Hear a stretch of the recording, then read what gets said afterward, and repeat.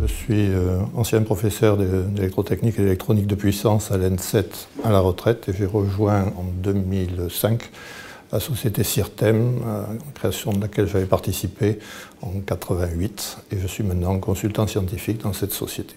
Aujourd'hui, je vais parler de mettre en perspective l'évolution des architectures de convertisseurs statiques au cours du temps, indépendamment des aspects composants, indépendamment des aspects applications, mais en termes de structure et d'architecture.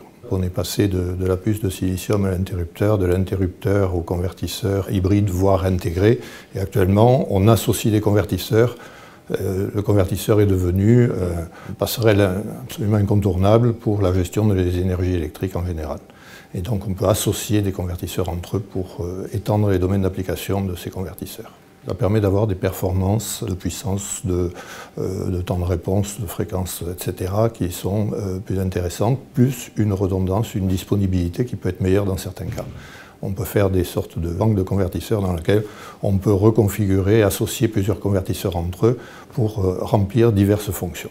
Un exemple tout simple, on n'utilise pas les éléments propres au décollage ou propres aux manipulations au sol, on ne les utilise pas en l'air et pourtant, s'ils sont à bord de l'avion, on les fait voler. Donc l'idée, c'est d'utiliser les convertisseurs qui sont à bord pour toutes les applications, tant au sol qu'en l'air, etc. Donc il y a une redistribution des rôles de ces convertisseurs. Donc au total, théoriquement, une économie dans les poids et les volumes qui sont transportés et c'est valable pour n'importe quel type de réseau embarqué.